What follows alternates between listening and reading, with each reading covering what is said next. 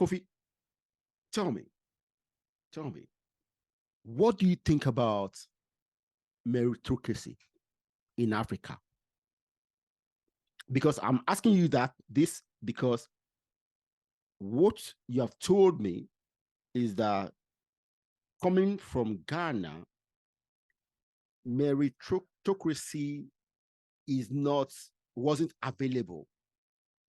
And when you came into Enugu, it seems there's some kind of it in that space. So tell me what you think about it. Yeah. When we talk about meritocracy, we are looking at private system and public service. Okay. Now, public service all across Africa, including Nigeria, is not based on meritocracy. Yeah. It's based on whom you know, or you belong to a party, or maybe your relative is in position. But now it is no longer even whom you know. It is who knows you. So you find out somebody is occupying a position that the person is not worth it. That is in terms of public service. Yeah.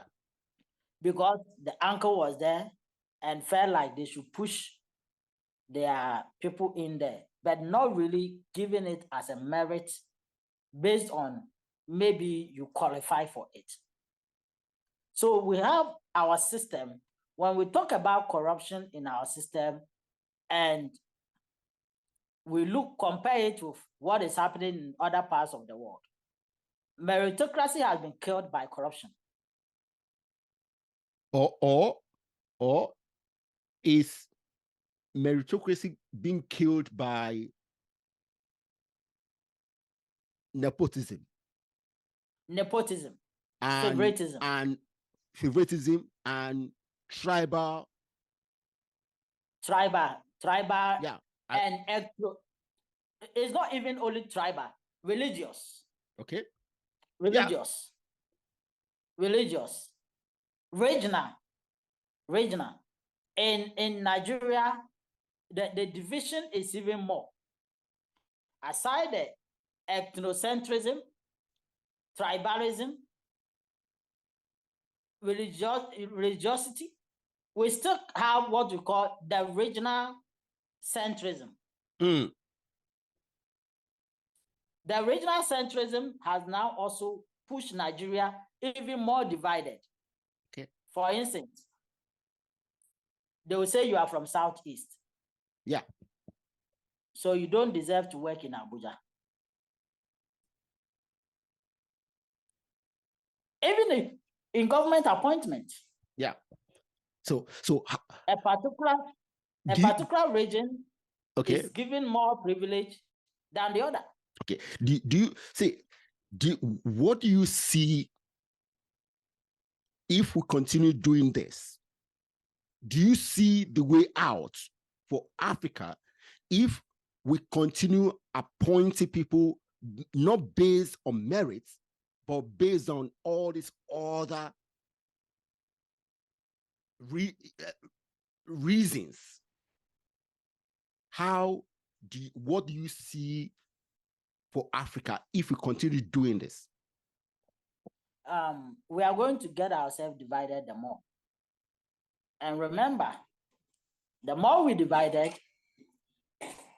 the more we fall as a continent.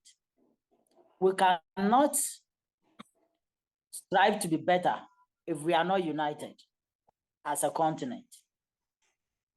Like of today, people in different political parties, in different regions, in different tribes, see others as inferior. But how do we build a nation out of people seeing others as inferior? How do we build a nation out of people seeing others as enemies? We find ourselves in the same country, But a particular tribe sees another tribe as their enemies. A particular tribe sees another tribe that nobody in this particular tribe can lift himself into the exalted position of presidency. That no matter what, we should fight against them. The problem we have is all across Africa. Yeah. Look at what is happening all around. You will see that people are putting tribal sentiment on most of the issues that we discuss. Okay. We were talking about an issue on LinkedIn the other day, and somebody was just talking out of tribalism. So far as the president is from your tribe, he's a saint. Okay. So far as the man who is corrupt in government office is from your tribe, he's a saint. If we keep building Africa like this, there's no way Africa will thrive, and Africa will thrive, and Africa will prosper. Okay. See, it's not happening only in Nigeria. No, I agree. I agree. And we'll come back to that, because I see that as something important, and we haven't dealt with it properly, and that's why it's still continuing after decades of independence. Our countries have never sat down to say, okay, we are 50 tribes in this small space, okay? We're called a country. So how can we ensure that we will not use tribal division to keep us down? You see, there's a need for a country to come together and ask themselves, what is it about this country? Why would this tribe and this tribe live together in this country? What is the common value that holds us together? I don't know if any of our countries, okay, maybe apart from Tanzania, has ever sat down to think about this. And I think this is one of the main reasons why the division, ethnic division, is still prominent in our underdevelopment. Anyway, let's go forward.